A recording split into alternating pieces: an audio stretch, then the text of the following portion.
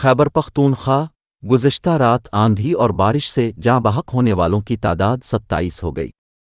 گزشتہ رات آندھی اور بارش سے ہونے والے نقصانات کی رپورٹ جاری کر دی گئی۔ خیبر پختونخوا میں طوفانی بارشوں سے جاں بحق ہونے والوں کی تعداد 27 ہو گئی۔